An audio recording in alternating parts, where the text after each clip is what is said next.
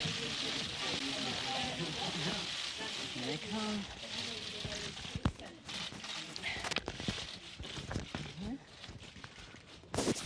Good morning, everyone. This is a very important day for us. And as you know, I reference temporal markers that our founders and our poets and others have used over time to place us in time, to emphasize the importance of time, because everything is about time. How we use it, how we mark it.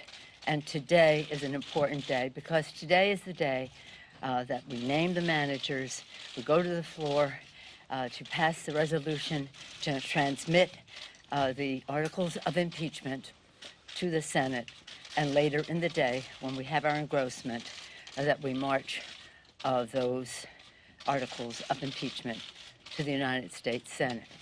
As I've said, it's always been our founders when they started, when in the course of human events it becomes necessary, when. Abraham Lincoln 7 years ago. Thomas Paine, these are the times that try men's souls, the times have found us. Again and again, even our poets. Longfellow, remember, listen, my children, and you will hear the midnight ride of Paul Revere on the 18th of April in 75. Hardly a man is now alive that remembers that famous day and year. It's always about marking history using time. On December 18th, the House of Representatives impeached the President of the United States, an impeachment that will last forever. Since December 18th, there have been comments about when are we going to send the articles over. Well, we had hoped that the courtesy would be extended, that we would have seen what the process would be in the Senate. Short of that, that time has revealed many things since then. Time has been our friend in all of this because it has yielded incriminating evidence, more truth into the public domain. Since we passed the articles on December 20th, 2 days later, new email showed that 91 minutes after Trump's phone call with President Zelensky, a top Office of Management and Budget aide asked the Department of Defense to hold off on the Ukraine aid. On December 29th, revelations emerged about the OMB director and acting chief of staff Mulvaney's role in the delay of the effort by lawyers in the administration to justify the delay, and the alarm. This is very important, that the alarm that the delay time caused within the administration. On January 2nd, newly unredacted Pentagon emails, which the House subpoenaed and the president blocked, raised serious concerns by the Trump administration officials. They were concerned about the legality of the president's hold on the aid to the Ukraine. On January 6th, former Trump National Security Advisor John Bolton said he would comply with a subpoena to testify and that he has new relevant information. On January 13th, reports emerged the Russian government hacked the Ukrainian gas company, Burisma, as part of their ongoing effort to influence U.S. elections in support of President Trump. And just yesterday, the House committee, two of our chairmen here, Chairman Nadler of Judiciary, Chairman Schiff of Intelligence, Chairman Elliott Engel of Foreign Affairs, and Chairwoman Maloney of Government Reform, they released new evidence pursuant to a House subpoena. Lev Parnas, you know who that is, an associate of Rudy Giuliani, that further proves the president was a central player in the scheme to pressure Ukraine for his own benefit in the 2020 election.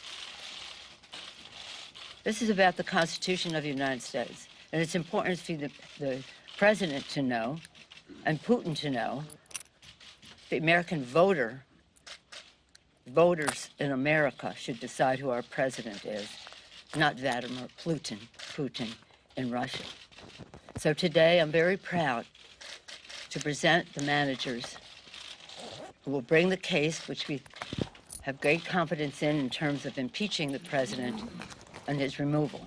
But this further evidence insist that, and we wouldn't be in this situation had we not waited, insist that there be witnesses and that we see documentation.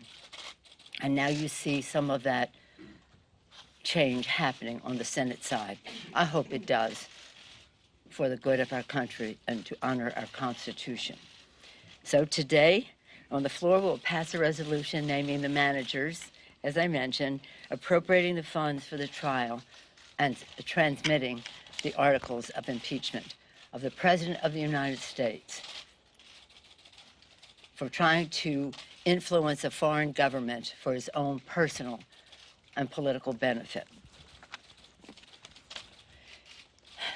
Chair Adam Schiff of California, our lead manager. Chairman Schiff is, as you know, chair of the Permanent Select Committee on Intelligence, is serving his 10th term in Congress.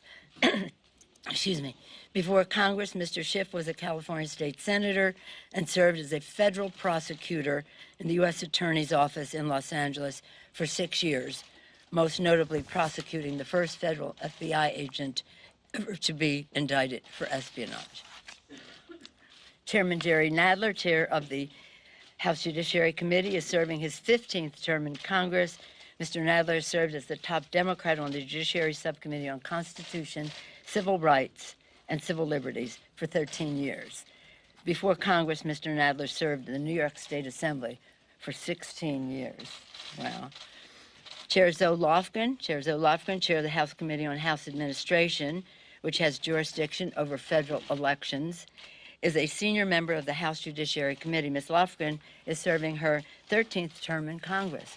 This is Chairwoman Lofgren's third impeachment as a Judiciary Committee staffer in the Nixon impeachment, as a member of the Judiciary Committee on the Clinton impeachment, and now as a manager in this impeachment of President Trump.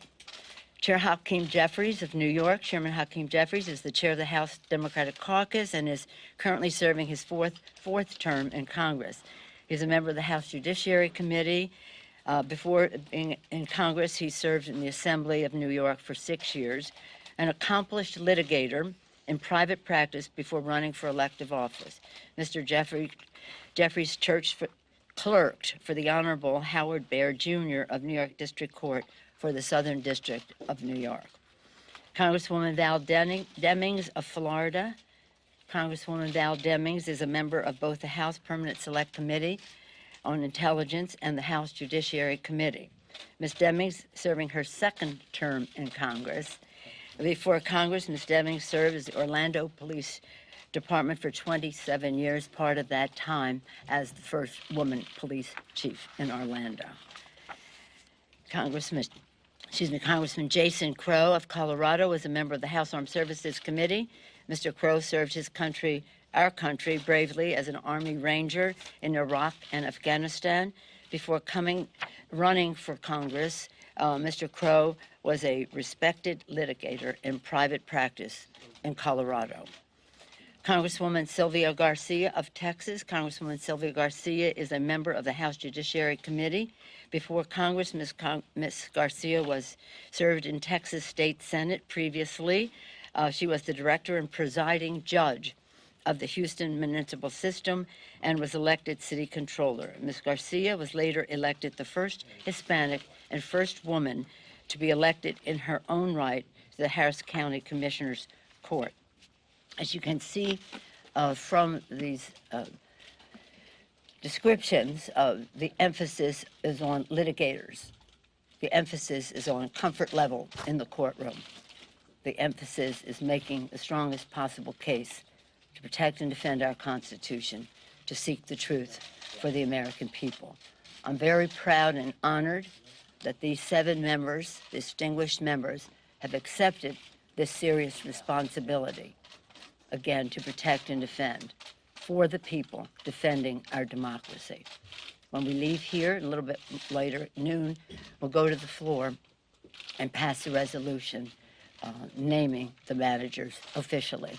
But I wanted to say more about them here and to say that the decision to come down in favor of litigators is necessitated by the clear evidence that we should have witnesses and we should have documentation, and we have to make the strongest prosecution, not only of our very strong case, but of all the information that has come forth since.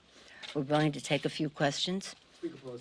Yes, sir. If time has only strengthened your case, why did you rush to have a vote before Christmas? And Mr. Chairman, why hold the public hearings for just 2 weeks? Or couldn't you stretch this out longer in order to get this more information that you consider has only bolstered your case? Well, I'll yield to the distinguished chairman, but I will say that we had a strong case for impeachment of the president and removal for the president. Anything more would be in terms of where we go in the Senate, and I'll yield to the chairman. We've always felt a certain urgency about this impeachment, given that the president was trying to get foreign help in cheating in the next election. But as soon as we did take up and pass the articles, Mitch McConnell made it clear that he didn't want a trial in the Senate, that he didn't want to hear from witnesses, that he didn't want documents. And this time has given us the ability to show the American people the necessity of a fair trial, to expose the degree to which McConnell is working hand in hand with the subject of the impeachment, the president, to essentially turn what should be a trial into a sham. And that time has been, I think, very effective in not only bringing new evidence to light, and the evidence was already overwhelming, but also forcing senators to go on record.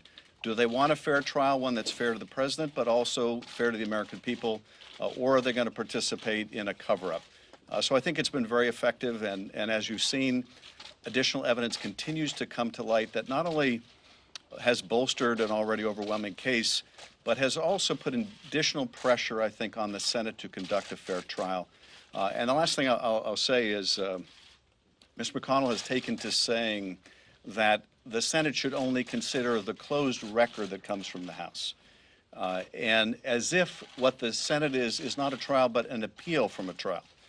But of course, the Senate, the framers had in mind a real trial with witnesses and evidence. And if McConnell makes this the first trial in history without witnesses, it will be exposed for what it is, and that is an effort to cover up for the president. Finally, some have suggested, as part of your question, why didn't we wait to get more testimony? Well, we have sought McGahn's testimony, Don McGahn, the president's lawyer, since April of last year. We still don't have a final court judgment. So yes, we could have waited years to get testimony, further testimony from all the people the president has been obstructing.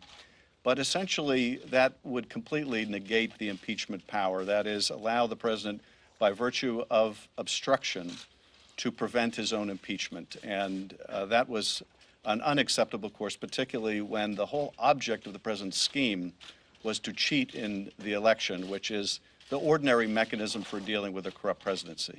Madam Speaker, Madam Speaker. Let me just say, I was very discouraged to see Mitch McConnell sign on to a resolution dismissing the case.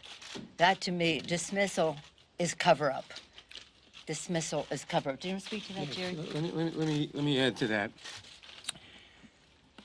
There is an overwhelming case, beyond any reasonable doubt, that the president betrayed the country by withholding federal funds appropriated by Congress, breaking the law in doing so, in order to extort a foreign government into intervening in our election to try to embarrass a potential political opponent of his. There's overwhelming evidence of that. We couldn't wait because, I mean, some people said, well, you know, let the election take care of it. He's trying to cheat in that election. So it is essential that we bring this impeachment to stop the president from trying to rig, not from trying, he tried, from rigging the next election, from conspiring with a foreign government, as the Russian government attempted to rig our last election. The evidence is overwhelming. The latest evidence with Parnas and Giuliani makes it even more so. It made sense to wait a while as the more evidence piled up, but we have to proceed because the election, the integrity of the election is at stake. Let me add one other thing. This is a test of the Constitution. The president's conduct violates the Constitution in every single way. Trying to rig an election, stonewalling the Congress is saying no one may testify because I can have a cover-up despite Congress. But it's a test of the Constitution now. The Senate is intended by the Constitution to conduct a fair trial. The American people know that in a trial you permit witnesses. You present the evidence. If the Senate doesn't permit the introduction of all relevant witnesses and of all documents that the House wants to introduce, because the House is the prosecutor here, then the Senate is engaging in an unconstitutional and disgusting cover-up. So the question is, does the Senate is on trial as well as the President. Does the Senate conduct a trial according to the Constitution to vindicate the Republic? Or does the Senate participate in the President's crimes by covering them up? Madam Speaker. Madam Speaker, thank you so much. You talked about the push to try to have witnesses, try to have documents in the trial here, and maybe some of the managers will be better taking this question here, but what, based on your understanding of the Senate rules, what do you see as procedural options to try to force the Senate to do something, A, or just make the best case that you can, and then if they don't try to go down that route, say, okay, this is what they've decided to do? Well, I've always often quoted, and Mr. Jeffries quotes, Abraham Lincoln, public sentiment is everything. Over 70% of the American people want to see a fair trial. Whatever the outcome, a fair trial with witnesses and documentation. And we haven't seen even the rules. We put our rules out in October for the next couple of months, the next few months that followed for our making the case. We haven't seen what the rules are in the Senate. But we do know that in the time that has transpired since December 18th, the American people have come down in favor of a fair trial, which they always wanted, but meaning that it would entail having witnesses as well as documents. Anyone else want to speak to that? My colleagues? Mr. Jeffries? Well, the evidence is overwhelming that Donald Trump corruptly abused his power by pressuring a foreign government to target an American citizen for political and personal gain by withholding $391 million in military aid to Ukraine without justification. There is a mountain of evidence in that regard.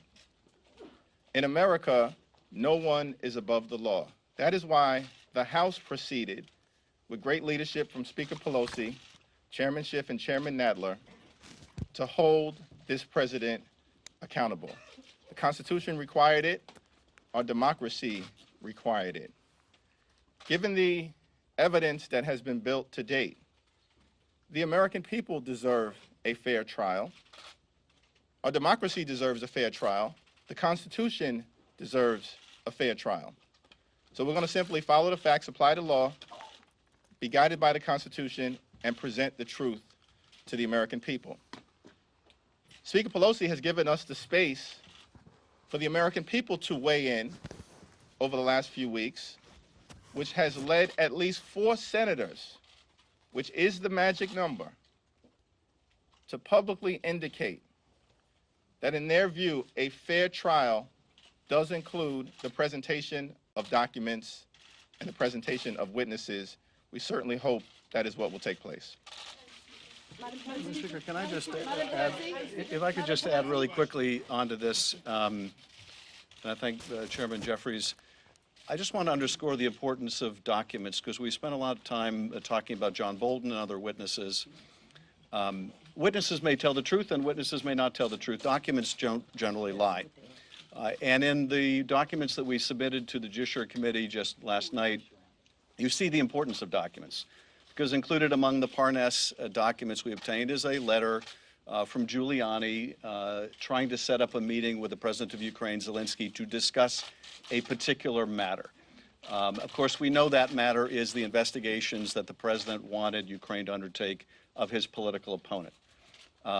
There's been speculation from time to time, maybe the president or his allies will throw Mr. Giuliani under the bus. That letter makes clear that Giuliani, in his own words, is acting at the behest and with the knowledge and consent of the president. There is no fobbing this off on others. The president was the architect of this scheme. These documents are important. We have only obtained a very small sample of the universe of documents that the president is withholding. If Mr. McConnell wants to follow the Clinton model, as he keeps professing, all of the documents were provided before the trial.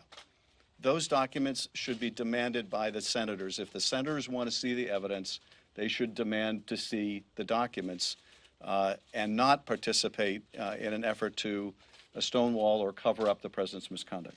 And witnesses were deposed. Yes, you know, as the Speaker mentions, the other, of course, profound distinction between now and the Clinton case is that the witnesses that the House managers sought in the Clinton trial had already testified. Their testimony was known. So the question for the senators then was, do we want to hear them again? And there was another question not present here, which is, do we really want to hear witnesses talking about sex on the Senate floor? That's not the issue before us. The issue here is, does the Senate want to hear from witnesses who have never testified? People who, like other witnesses, have firsthand information. And unless the president is willing to concede everything the House has alleged, these witnesses are very pertinent and relevant. And so this is another profound distinction between the Clinton investigation and trial and where we are today. Madam Speaker, having witnesses for the prosecution opens up potentially having witnesses for the defense, and Republicans have suggested they would like to call Hunter Biden. Are you, the managers, prepared for that? Would you like to speak to that? Let me say, we are prepared, but the relevant question is relevance. Is relevance. In any trial, you call witnesses who have information about the allegations, about the charges. The allegations, for which there's a mountain of evidence, are that the president betrayed his country by trying to extort Ukraine by withholding $391 million in military aid that Congress had voted in order to get Ukraine to announce an investigation of a domestic political opponent. That's the allegation. Any witness who has information about whether that is true or not true is a relevant witness. Anybody like Hunter Biden who has no information about any of that is not a relevant witness. Any trial judge in this country would rule such a witness as irrelevant and inadmissible. If someone is accused of robbing a bank, witnesses who say we saw him run into the bank or we saw him someplace else are relevant. A witness who says he committed forgery on some other document is not relevant to the bank robbery charge. That's the distinction. But let me just say that what is at stake here is the Constitution of the United States. This is what an impeachment is about. The president violated his oath of office, undermined our national security, jeopardized the integrity of our elections, tried to use the appropriations process as his private ATM machine to grant or withhold funds granted by Congress in order to advance his personal and political advantage. That is what the senators should be looking into. This is a president who said the Second Amendment, the Article 2, says that I can do whatever I want. It does not. He's undermining a system, the beautiful, exquisite, brilliant genius of the Constitution, the separation of powers, by granting to himself the powers of a monarch, which is exactly what Benjamin Franklin said we didn't have, a republic, if we can keep it. So this is a very serious matter, and we take it to heart in a really solemn way, in a very solemn way. It's about the Constitution. It's about the republic, if we can keep it. And they shouldn't be frivolous with the Constitution of the United States, even though the President of the United States has.